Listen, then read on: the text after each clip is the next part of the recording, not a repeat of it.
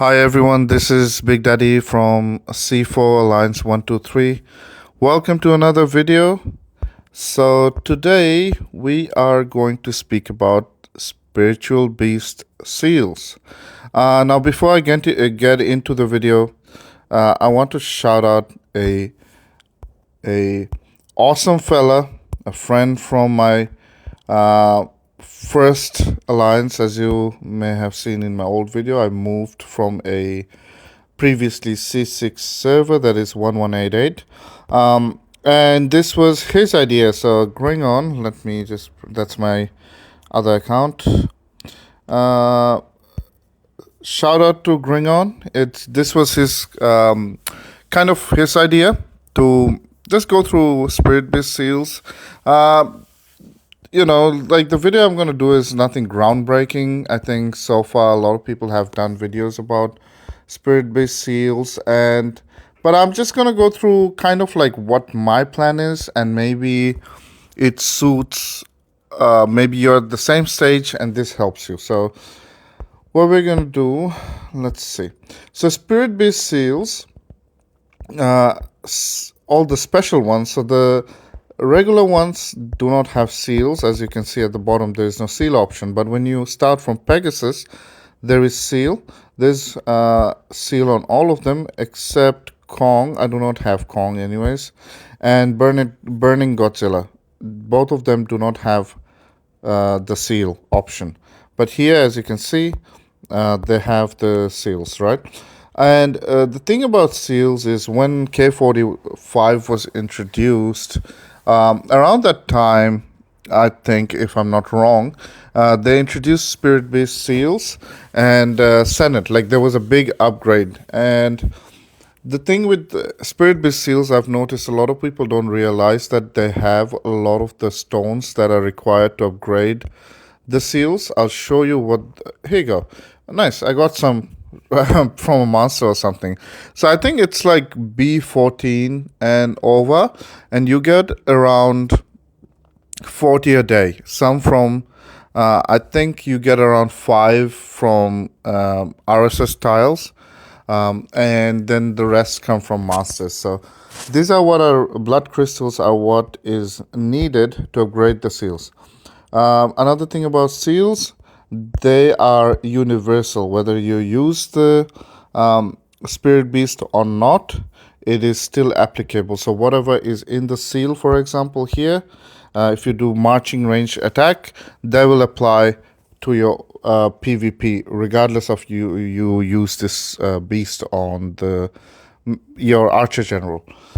And second thing is, all of them need to be level 10 for you to be able to unlock or start upgrading the seals. Okay, now what I am doing, I've done my best to collect, I have actually collected all of them, and my target when I started doing the seals was to reach these 2 red stars here. So as you can see, if you the more you level up, the more you unlock. It's like ascending a general, right? So at level 22, and pasture reaches level 31, you will get ground troop attack. And then on the second one, not all of them are same, by the way, as you can see. And on the second one is when Beast Seal reaches 27 and pasture reaches level 32, you get in-city siege machine HP, which is great for me. I want the more siege machine HP I can get, the better. So my target with seals was very simple. I want to reach 27 on all of them. So what I did, for example, I started with Pegasus.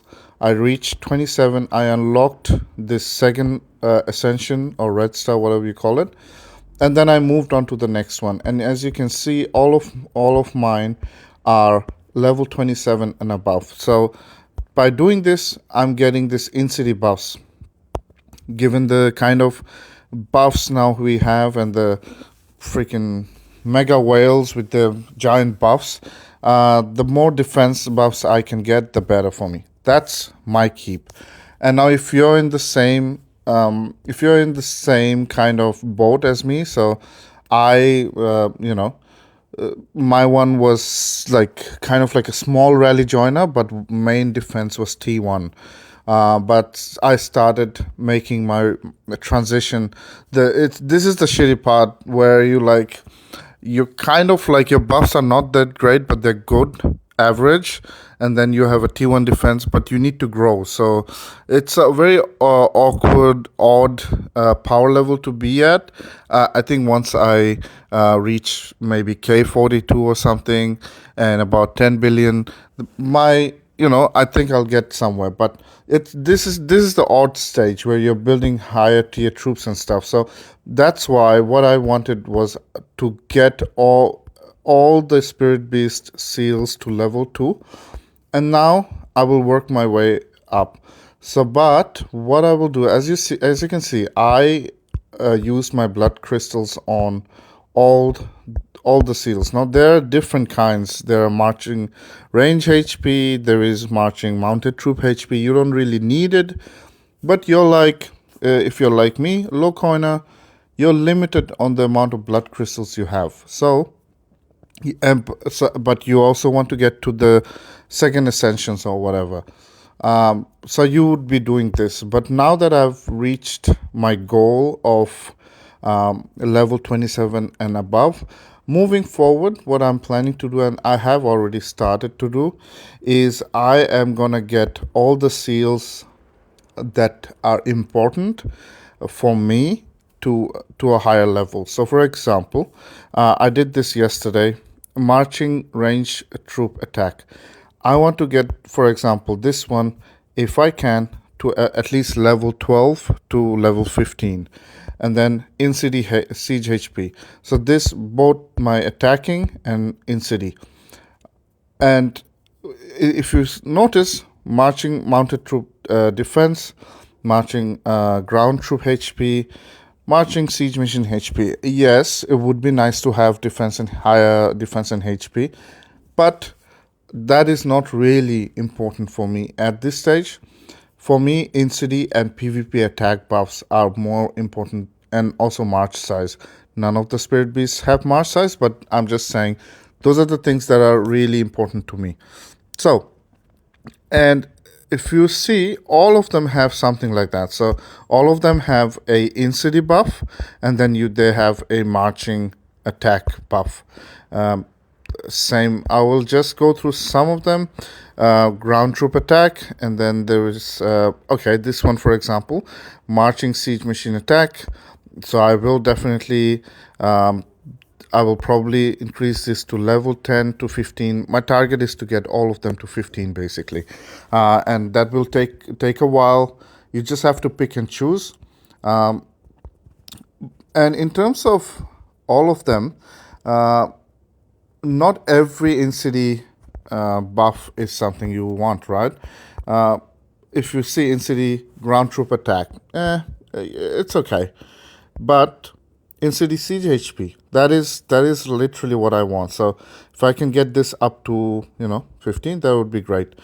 And that's how I am doing. And now, for example, if you are a T1, you have a T1 defense, you might not exactly know what to increase. And in that case, given that, I would keep adding in-city, in-city buffs or in-city seals. Or there's another option, is to just save as much as you can, especially as a free-to-play. Save as much as you can, and after a while, every T1 trap, I assume, most of them want to become a rally joiner, want to become grow in size. And that's when this will be important, because when you decide to start growing in size, you will want to do the same thing I'm doing, which is in-city buffs, your PvP attacking buffs. So I would say it is not necessary, if you have a lot, that you have to use them right away. Think about, if you're a T1 defense, in-city mounted troop defense, it's percentage, it's not flats. And we know that for T1 or lower tier troops, percentage doesn't make a huge difference. So in that case, I would save my blood crystals until I'm ready to start buffing up because I have now higher tier troops, right? So yeah, pick and choose. It's you have to. Not everyone has the same, or not everyone is at the same progress level. Um, so, but yeah, at least at minimum, what you can do is do your best to get to level 22. So that's one red star ascension on the first one. So you can do that for all of them. And Chimera here, this is, I hope I'm looking at yeah, there's too many of them and I forget the names. If you noticed, this one gives you 20%. So for example, 10% on the second, 10% in-city buff on the second. But in case of Chimera, you will notice the Ascensions give you is double of what you get from the other ones. So you can concentrate on this one as well if you're someone who's on the way to buffing up. And as you can see, it has two attacking buffs and in-city mounted troop defense. Now also work towards what buff is gonna be useful for you. Don't just, especially if you're low coiner or free to play player, it matters what you're increasing. Like for example, in your case, like in my case, for example, I am looking to buff up in-city siege HP. So whenever I have enough crystals at this stage, I'm basically going through all of the Spirit Beast Seals and looking for the in-city siege HP, and I'm gonna keep increasing them until I reach at least level 15 on each. You have to pick and choose and make that decision which one is more important to you. So maybe this video is way longer than I wanted it to be, but I just want you to understand different people, different builds. Not one thing doesn't apply to everyone. Just shortly, we have Civilization Ultimate Battlefield, and yeah, if you notice, 1293, we are gonna go against Neo Nadir. So it's gonna be a massacre, that's for sure.